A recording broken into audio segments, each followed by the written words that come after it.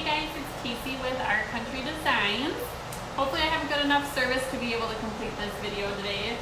So I'm going to show you this new product, well not new to me I should say, product line. It's Modern Masters, and I'll go over each of these, but it's their metal effects.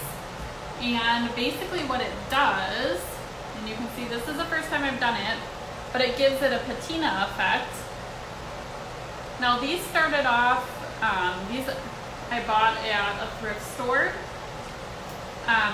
This one's got some paint on it, I'll explain in a second. But they were kind of really old and grungy, and I just cleaned them up and decided that I thought these would look kind of cool with the patina effect. So originally, this was $35 a piece. So it used to be a 3-piece set, but before I could ever get to do this, Sean broke one, my husband, so it's missing one, which I'm guessing is the size in between these two, because it was supposed to be like a tiered candle set. But you can kind of see it, how it's got a patina effect to it, which is this one is the green patina, I think. Yeah, the green patina, and then the copper paint.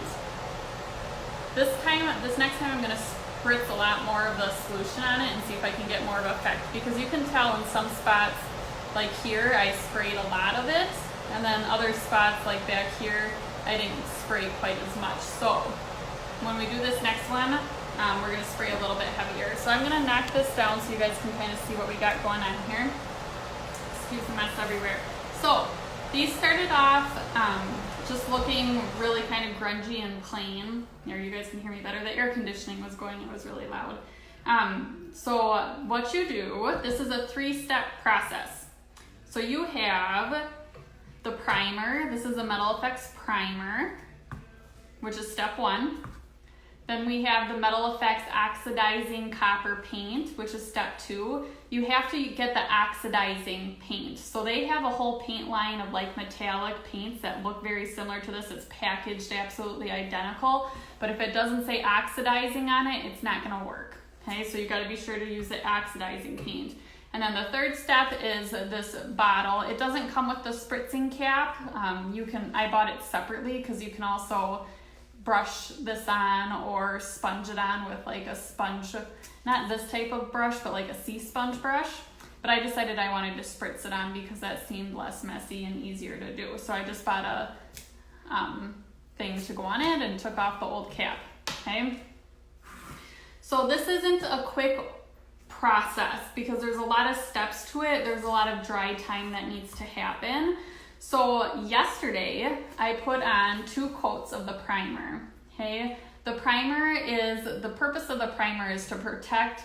These I think are wood, maybe originally like a wood type material, and you want to protect the base, so the wood, from getting rusty or getting damaged because you're spraying all these chemicals onto it. Okay, so it protects the actual piece by using the primer long term. Okay, so you have to put on 2 coats of this. You let them dry about 30 minutes in between coats, and then they want you to let it dry for 12 hours after that second coat. So that's why I let it dry overnight. You want to make sure it's absolutely 100% dry. Okay, so first coat goes on after you clean the surface, right? So it was really grungy. Like I said, I bought this from a thrift store. I cleaned it up really good, let it dry from the cleaning solution I used. And then I put the primer on the first coat, and I just used a foam brush like this. And then I let it dry 30 minutes, put the second coat on, and then let that second coat dry overnight for 12 hours. Okay, so that's what you do with the primer. So that's already been done because obviously you don't want to sit here on a 12-hour live video waiting for that to dry. Then your second step is to put 2 coats of the oxidizing copper paint on. Now copper isn't the only color, but it was the color that came in the kit for the green patina. So we got the copper one. I already put 1 coat of the copper on with my foam brush here. You can see that I was already painting, because you have to let this completely dry before we do the next step. So I wanted to be sure that I gave this enough time to dry, probably about a half hour it took to dry. So you can see it's really a shiny copper, pretty color. Okay, but it's not covered very well. So you can see it definitely needs, maybe you can see, let's see if it will refocus. It's kind of spotty. Okay, so it needs a second coat. So that's what we're gonna do first. So I'm gonna kind of put all this other stuff aside. You should probably use gloves, but you know. So I found it easiest because I painted these now 2 coats of each to, kind of my technique was to flip it over so that I could get this underside first. And I find that, and I don't know that this would be the case with every type of surface that I utilize, but I found that it was best to kind of dab it on so that I could get into all the crevices. There's a lot of character to this. So I'm just gonna kind of dab it on and make sure I get it in there really good.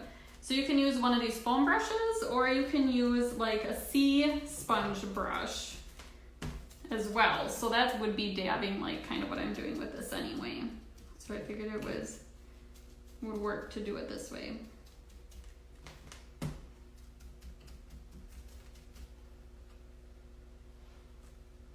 So you just want to be sure you get the whole surface. If you don't get an area, I would imagine, now keep in mind I haven't used this product a whole lot, but I would imagine if you don't cover it, you're not going to get the effect in that area because there's no paint there. Let me turn it this way so you guys can see.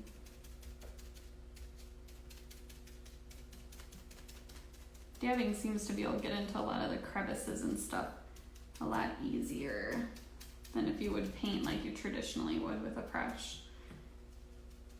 All right, and then I'm gonna flip it over and set it down and get kind of the base here.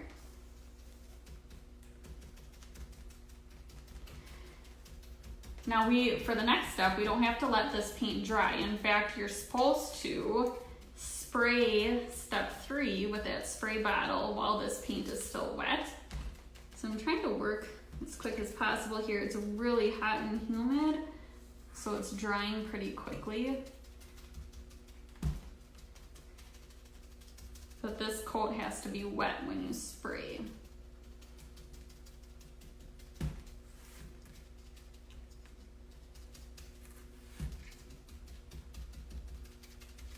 Hoping you guys, if I turn it that way, you see my big pigsty of a mess over there. You know, I have like the largest craft room in the world. Not literally, but it's very, very, very, very large. And I still find that I don't have enough space. It's like the bigger it gets, the more you fill it with. All right, and then I'm gonna get the top too, because I want it to blend all in.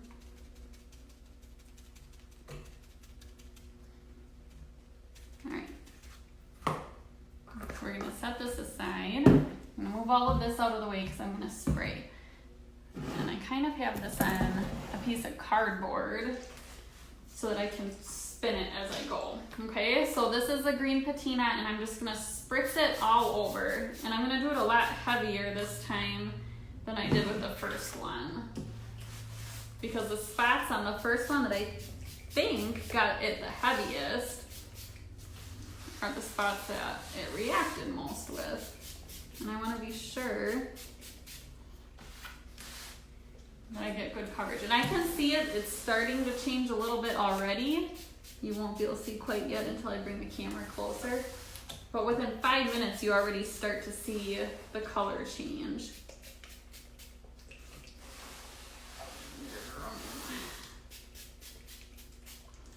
So we'll see how much of a difference there is between these two since I'm spraying this one so much heavier. All right.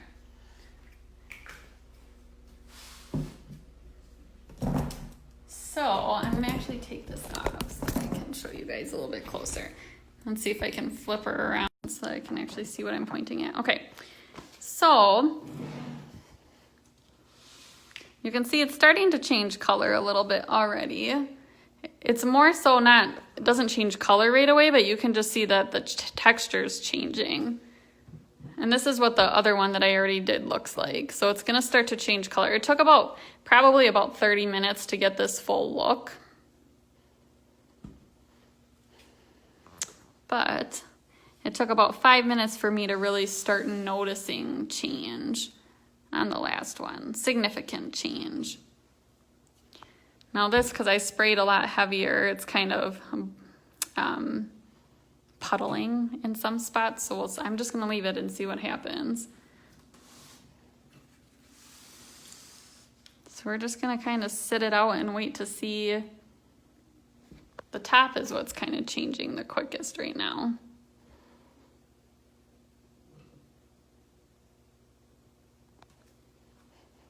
But I'm hoping, since I sprayed heavier, I'll get more of this kind of effect throughout the whole piece, rather than it kind of being one spot and really splotchy like some of these areas. It didn't really do a whole lot at all.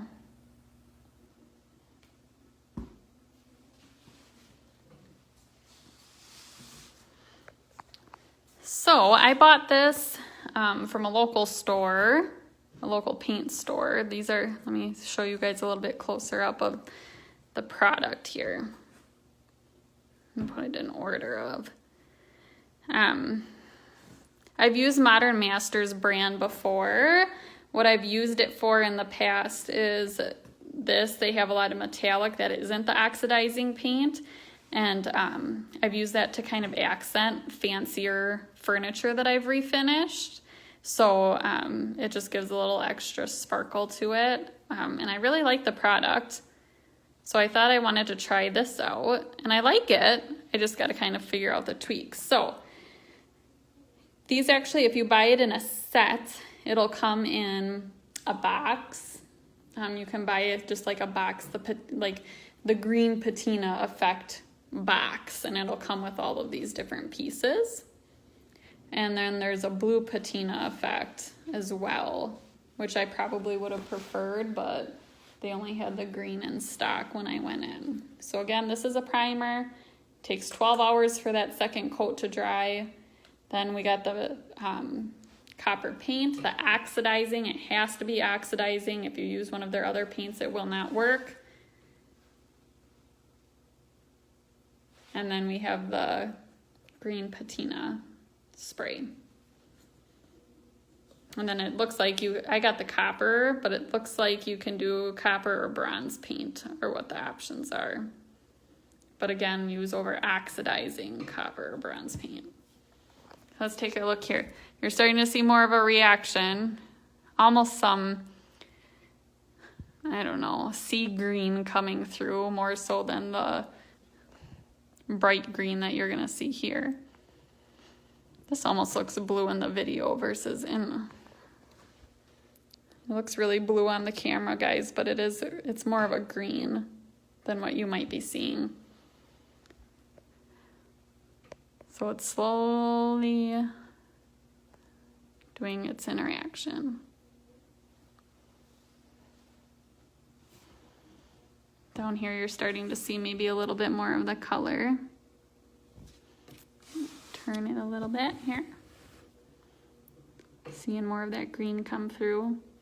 But you can just tell even in the texture, it was really more of a smoother look before, even though I sponged it on. But you can tell it's doing something to that paint.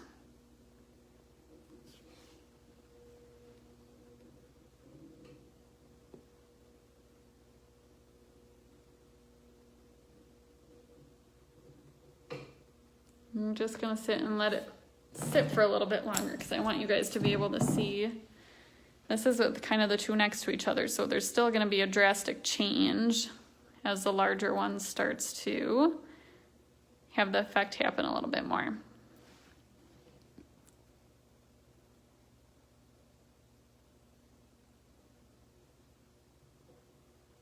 It's kind of like watching paint dry.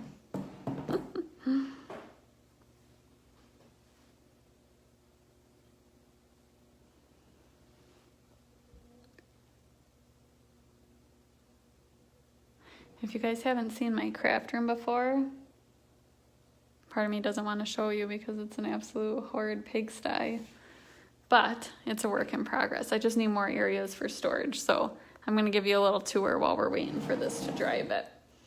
So I have all kinds of different projects that I've been starting. I've done wood signs for 5 years or so, and I'm starting to explore outside of that a little bit. It's becoming a very saturated market in every area that we've resided in, because it's just those silhouettes and crickets that people get is everybody's getting them. So I'm starting to explore other options for things to do, and one of those is sublimation. So I have recently purchased, you're gonna see my creepy husband standing in the corner. I just recently purchased a sublimation, well, it's an Epson printer that I turned into a sublimation printer. Okay, so sublimation is, I can make t-shirts and different things like that. I'll show you some of the products that I can make. But you need a special printer with special inks to be able to do that. So it's not your standard ink that you would use to print normal stuff. Because it turns, when you put this type of thing into the heat press, it turns the ink into almost a gas and sucks that into the fabric. Okay? All my paints that need to be having somewhere to go. So these are all of my pieces of clothing that I bought to kind of play around with and test out. This is what sublimation ink is. So I kind of fill my own stuff up. But you can sublimate on, this is a cutting board. It's not just fabric. I got a lot of fabric stuff. Can koozies. This is a burp cloth here for baby burp cloth. But then you can also do things like, this is a slate coaster, which is really cool. So these are all things I just kind of bought one of each of to experiment with a little bit. But basically, so this white piece would be where the picture goes when I sublimate it. Okay, so you need the sublimation printer, certain products to sublimate on, and then you need a heat press to do that. So I've just gotten that. And I got to find a new stand for that because that's taking up my whole workspace. But I got a Heat Press Nation heat press, which I'm really excited about. And then the other thing that I'm starting to play around with a little bit is doing tumblers.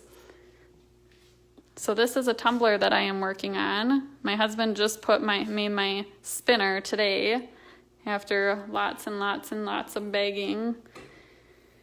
So this takes, I think I'm looking into it a little bit more, but 12 hours for that thinger to sit. And then I got this glitter one back here that I'm going to be working on. So those are kind of my new projects that I am trying out. Well, look at just that little tour. Look at how much that's changed. You're starting to notice a lot up there on the top. And even down here on the base, I'm going to spin it around a little bit.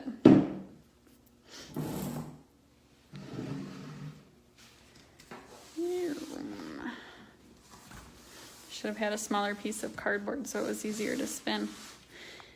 All right, so look at how green it's starting to look. I'm going to just tip this a little bit. I'm going to dump some of that. There was a huge puddle on one of those petal-y things there, so I pulled that down a little bit. But look at how much that's changed. Now, remember, I sprayed a lot heavier this time than what I did the first time. But you can see the difference here. Now, I'm not going to keep you guys here for a half hour waiting for this to completely dry, but I'll post some pictures, side-by-side comparison of the two once it's done in about a half hour. So any questions, let me know. It's a fun product to kind of play around with. You can do furniture and stuff even with it. I wanted to kind of start on a small scale and see how it went. And it doesn't have to be on wood products either. You can do it on wood. I think you can put it on metal as well. I'd have to do a little bit more looking. I think it might say on here. You can, so if it's a glossy surface, you want to scuff sand it. But you can put it on metal surfaces, such as aluminum, rough metals, galvanized iron. So you got a lot of different options that you can try it out on. So questions, let us know. Otherwise, we will see you guys next time, and stay tuned for the pictures that we'll post.